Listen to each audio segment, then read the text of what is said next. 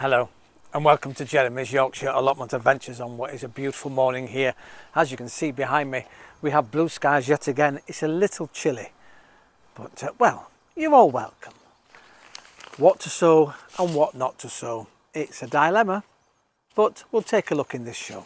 So sit back, relax, put your feet up, get yourself a cuppa. I'm going to go and sit in the sunshine somewhere hopefully, and we'll have a little chat. Welcome once again to Jeremy's Yorkshire Allotment Adventures.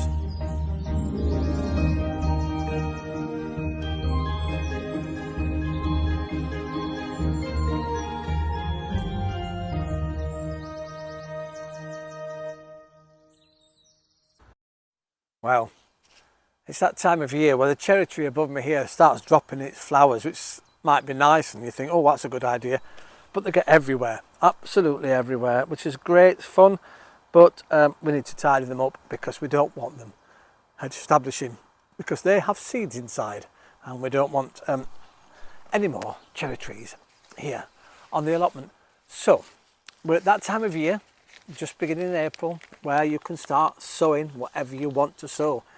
Most things now can go out either into the soil or still within your greenhouse, windowsill at home, whatever you got, a warm space with light. That's all you need to start sowing your seeds. Buckets, anything. In fact, you can even put a little plant in an old mug like this. This is like a melamine mug we used to use for camping, and in fact I don't know, it's mine. Discovered it the other day. Might have to see if we can clean it up and utilise it somewhere. Yes, you could put a little flower seed in there and let it grow. Cress, anything with the young children. Put some cress in there. It'd be fantastic.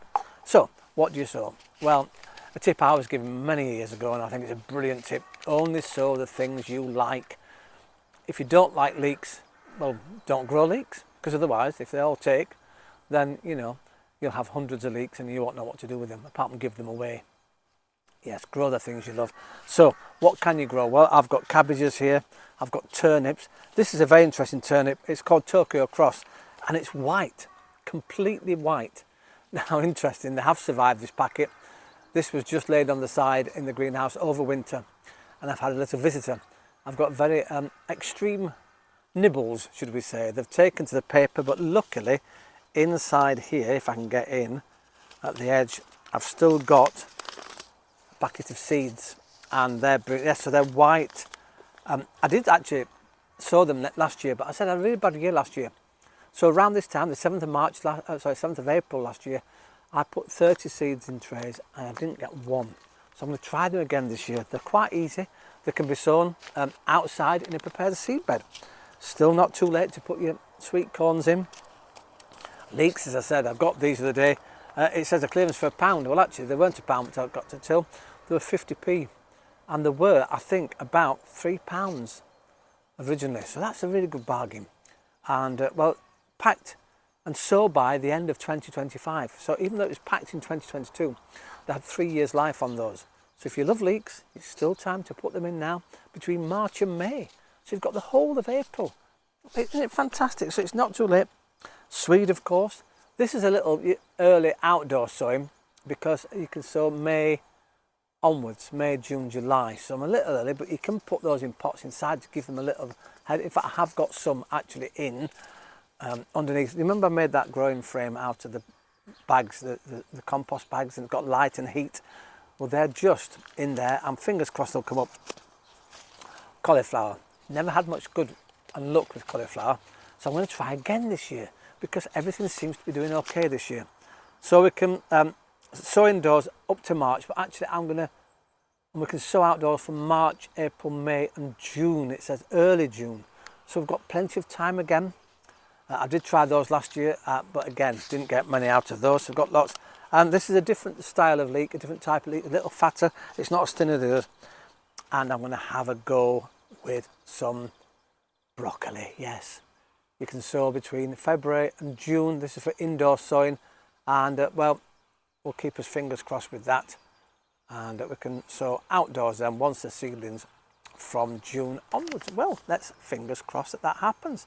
So I've got all these plants. Do I really need all these plants?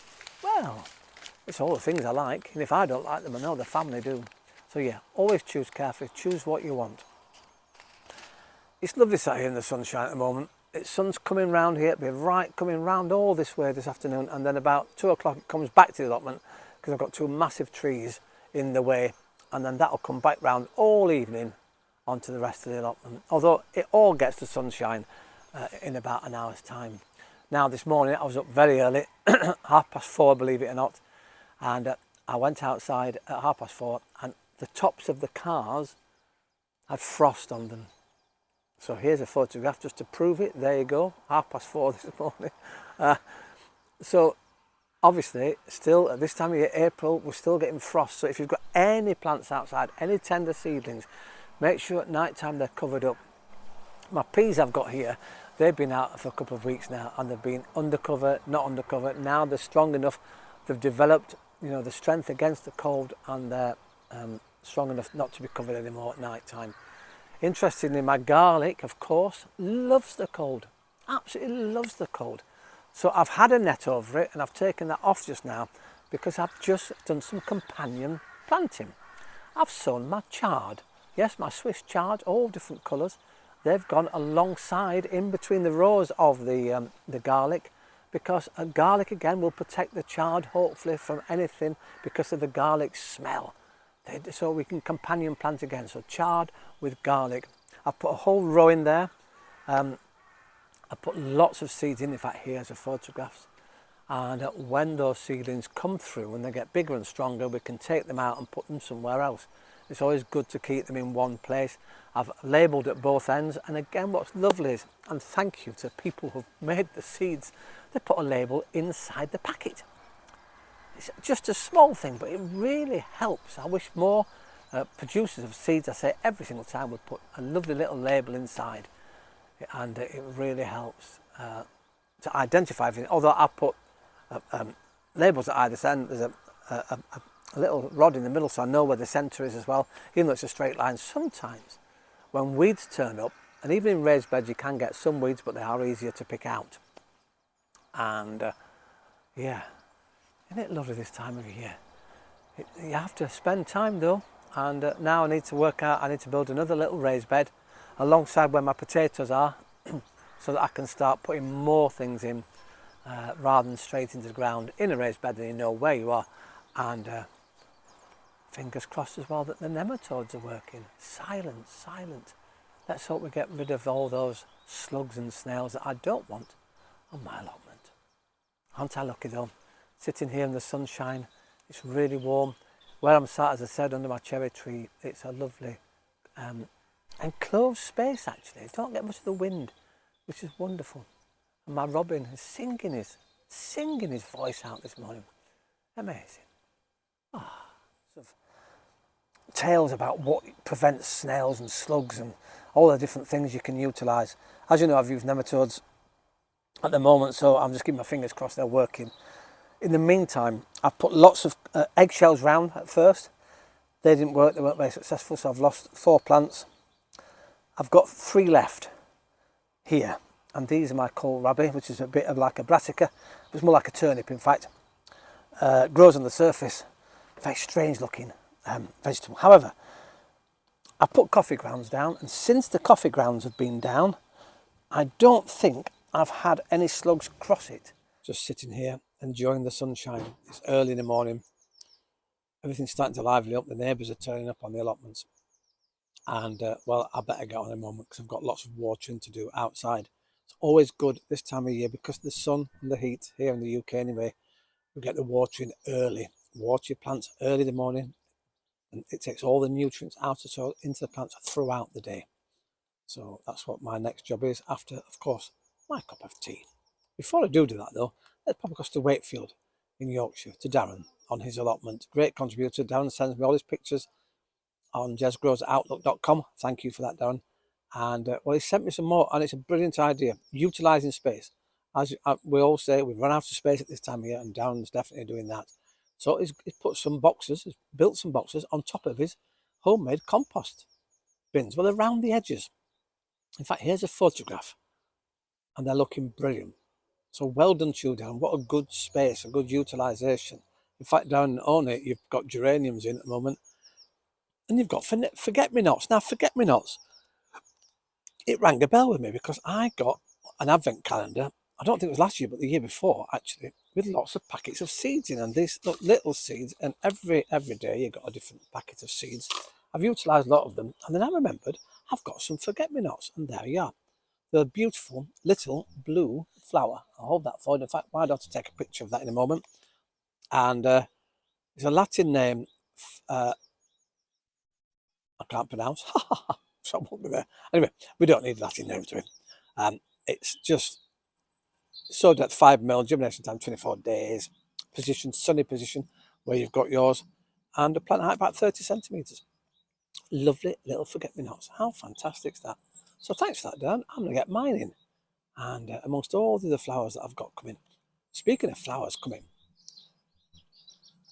it's all right with bigger plants. You notice that, especially the sunflowers and the butternut squashes. I mean, they're shooting up at the moment because of all the sunshine and the heat.